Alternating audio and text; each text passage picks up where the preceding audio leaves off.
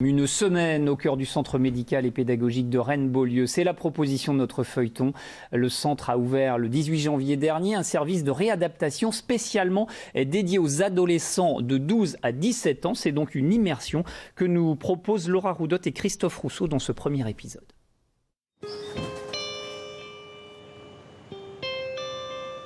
Lise a rendez-vous avec sa pédiatre.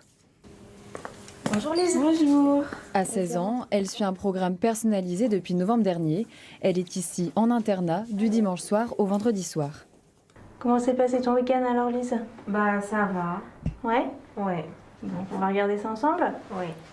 La thérapie prend en compte le côté physique comme le côté psychologique et surtout à l'adolescence, une période essentielle pour apprendre à vivre avec sa maladie. L'éducation thérapeutique, c'est une démarche qui aide le jeune à trouver ses propres solutions en fait, pour opérer un changement dans ses habitudes de vie et qui l'aide à mieux gérer sa maladie et au quotidien. Le centre mise aussi sur la force du collectif. Ils arrivent à rencontrer des jeunes qui ont d'autres problèmes, qui ont la même problématique qu'eux. Ils se disent je ne suis pas tout seul. Et puis de voir qu'il y en a qui ont d'autres aussi problématiques alors qu'ils peuvent... ça leur apporte aussi quelque chose et en fait, ça les aide les uns les autres. En dehors de leur temps scolaire et de leurs rendez-vous médicaux, les adolescents sont suivis par des infirmiers et des éducateurs spécialisés. On est là pour leur proposer des temps de groupe en fait, donc qui peuvent être des temps de jeux de société comme cela, des activités créatives, des sorties sur l'extérieur quand on peut. L'hôpital de jour compte 5 places et l'hospitalisation complète en internat 11. Avant l'admission, une commission étudie les dossiers transmis par les services ambulatoires ou le médecin généraliste. Une fois la thérapie définie, l'admission au centre se fait si et seulement si l'adolescent y adhère. Là, ça va faire la 4e semaine, donc bientôt un mois. Et ça va, tu te sens bien? Ouais, ça se passe super bien au niveau des amis, des professionnels, etc. Ça se passe vraiment super bien. Moi, je suis en hôpital de jour, je suis de 8h30 à 16h45. Moi, j'ai passeport à 14h30, je crois pas. À cause des mesures sanitaires, les jeunes doivent manger à 2 mètres les uns des autres. Et malgré cela, le repas reste un moment important de la journée pour ces patients atteints de diabète, de troubles alimentaires ou de maladies chroniques. Le but de ces repas, c'est quand même essayer d'avoir un côté convivial et puis de les guider dans leur choix pour qu'ils deviennent de plus en plus autonomes et qu'ils sachent se débrouiller dans la vie. Il existe 13 centres pour adolescents en France, dont 2 en Bretagne, à Roscoff et celui-ci qui vient d'ouvrir à Rennes. Objectif à l'issue du séjour qui peut durer plusieurs mois, avoir les clés pour gérer sa maladie et envisager l'avenir. Deuxième épisode ce soir de notre feuilleton au sein du service de réadaptation dédié aux adolescents au centre médical et pédagogique de Rennes-Beaulieu. Il intègre le parcours scolaire. Aujourd'hui, le personnel médical et éducatif a rencontré les parents des adolescents afin de faire le point à mi-parcours et de donner déjà des conseils pour préparer la sortie. Laura Roudotte, Christophe Rousseau.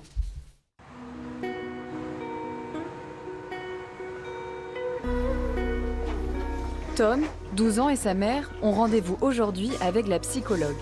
Installez-vous. Tout au long de la journée, ils vont rencontrer les équipes du centre afin de tirer un bilan de mi-parcours.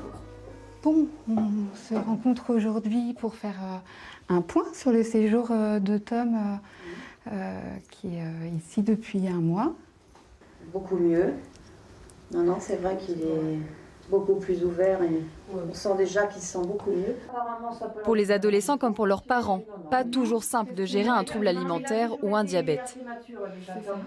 Ça permet aux parents à ce moment-là de venir dire combien c'est parfois une énigme pour eux quand même ce qui se passe pour leurs enfants.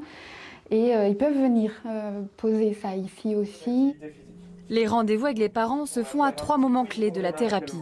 À l'admission, à mi-parcours comme aujourd'hui et à la sortie. Le but, c'est aussi de pouvoir que l'adolescent y ramène avec lui ce qu'il aura appris ici, dans le cadre de l'éducation thérapeutique du patient. Et du coup, la famille, c'est important qu'elle ait aussi eu des rencontres avec les professionnels ici pour comprendre un petit peu ce qui est fait et pouvoir aussi soutenir leur adolescent après. La mère de Tom s'est engagée à prendre part aux différents ateliers autour de la nutrition ou du sport. Aujourd'hui, le collégien programme ses futures activités sportives en fonction de ses temps libres. 2 fois 2 heures par semaine ou 30 minutes par jour. C'est vrai.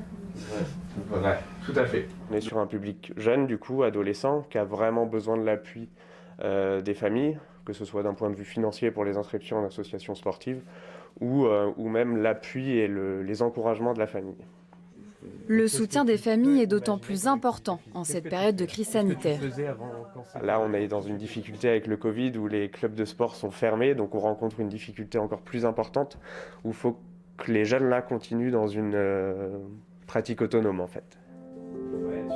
Après quelques mois passés au centre, Tom et les autres adolescents devront faire seuls chez eux ce qu'ils ont appris ici, avec si possible l'aide de leurs parents. On en vient à notre feuilleton à présent, vous le savez, depuis lundi, nous vous proposons une immersion au sein du service de réadaptation du centre médical et pédagogique de Rennes-Beaulieu. Aujourd'hui, les adolescents ont participé à un atelier autour des sens. La nutrition est au cœur de la thérapie pour ces jeunes atteints de diabète ou de troubles alimentaires. Le goût ou l'odorat, par exemple, sont très importants pour mieux ressentir les plaisirs de la table et aussi mesurer ses besoins. Laura Roudot, Bruno Van Wassenov. Oui. Bonjour tout le monde. Comment vous allez? Lise, Macan, Tom et Ondine s'apprêtent à vivre une expérience sensationnelle. Au programme ce matin, direction le laboratoire pour un atelier ludique autour de la nourriture. Oui, on a l'odorat. Ouais. Donc ça, c'est... Alors l'odorat, c'est quoi? C'est quel organe on utilise? Le nez, oui. Et malgré son apparence amusante, cet atelier est pris très au sérieux par ces jeunes atteints de troubles alimentaires ou de diabète. C'est amer. La verine 2 acide, la 3 sucrée, la 4 salée et l'autre umami, mais je ne sais pas ce que c'est. Umami, comme la sauce soja contenue dans cette verrine. Ensemble, les adolescents vont apprendre à distinguer et identifier saveurs et odeurs dans un but bien précis. C'est pour que les jeunes ressentent mieux les sensations alimentaires au moment du repas, pour qu'ils arrivent en fait à mieux adapter leur alimentation à leurs besoins, et puis aussi qu'ils arrivent à ressentir du plaisir plutôt que du trop-plein ou des sentiments de pas assez. À 12 ou 15 ans, les jeunes ne connaissent pas forcément tous les aliments.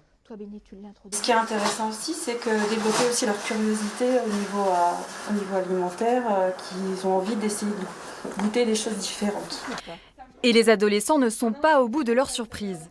Entre ce que l'on voit et ce que l'on mange, l'exercice n'est pas aussi facile qu'il n'y paraît. Ok, salade de pâtes, je la compte à 10. Ouais. Après l'expérience, il est temps pour Lise d'appliquer ce qu'elle a appris. Un diabète de type 1 lui a été diagnostiqué il y a 5 ans. Ici, une infirmière l'aide à choisir ses aliments au moment des repas. Bonjour, est-ce que je peux avoir de la viande, des frites et de la ratatouille, s'il vous plaît? Ça allait pas trop avec mon diabète et tout, et je prenais pas très bien tous les traitements, c'était un peu compliqué, j'avais du mal. Du coup, j'ai été hospitalisée et après, ils m'ont dit de venir ici pour rééquilibrer tout mon diabète et du coup, ça va mieux quand même. Ça va mieux? Ouais. Je suis plus motivée, donc de manière générale, je suis plus heureuse. Arrivée au centre en novembre dernier, Lise progresse sous le regard attentif de l'équipe du centre et avec le soutien de ses camarades. Notre feuilleton à présent, 4e épisode avec les adolescents du centre de rééducation et de réadaptation de Rennes-Beaulieu. Chaque jour, ils suivent une session de sport en groupe dans le cadre de leur thérapie. Le sport, une façon pour ces jeunes atteints de différentes pathologies liées à la nutrition de se redonner confiance. Laura Roudot, Christophe Rousseau.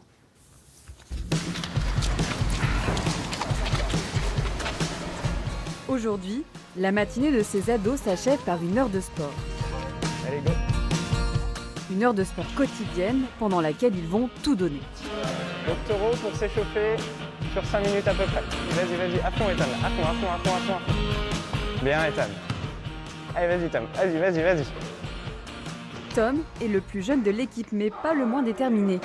Pourtant, faire du sport n'a pas toujours été facile pour lui. J'aimais bien faire du sport, j'adorais ça même, mais du coup à cause de ma prise de poids, j'avais un peu honte de sortir dehors, autre que le collège en fait. Et du coup, j'ai un peu arrêté. Un peu plus. Stop, tu peux relâcher. Nickel. Ici, les jeunes sont tous très motivés car ce sont eux qui ont choisi de participer à la thérapie. Et ce qui aide Tom, c'est d'être entouré d'adolescents comme lui.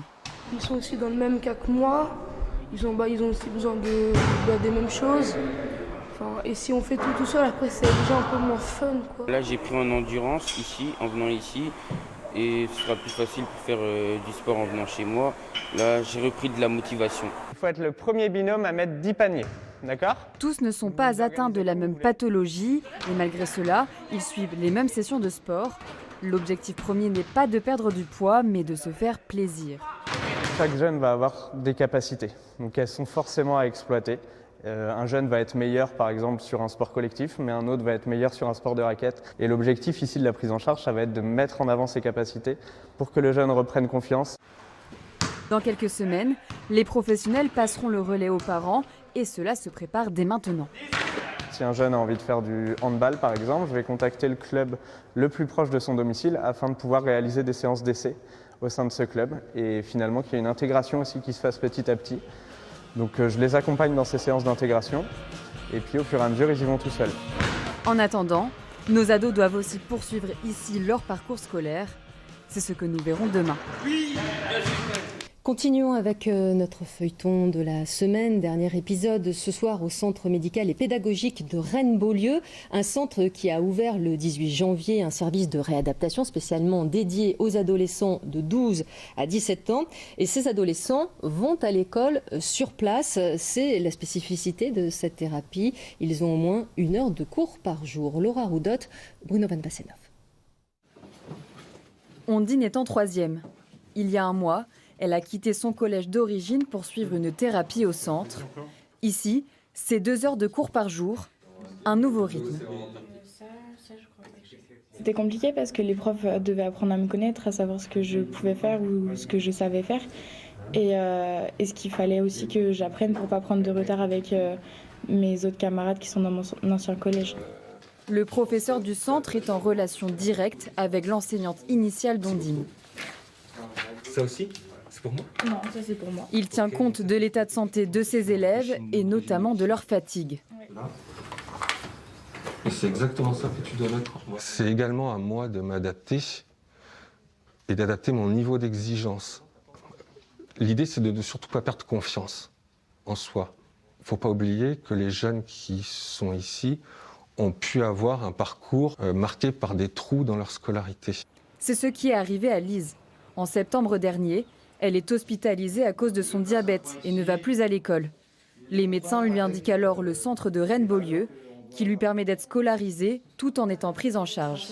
Très bien, racine carrée sur 2. Et donc là, 1,5. Au début, je me suis dit, je vais rattraper tout mon retard et je vais faire ma première et l'année prochaine, je passe en terminale.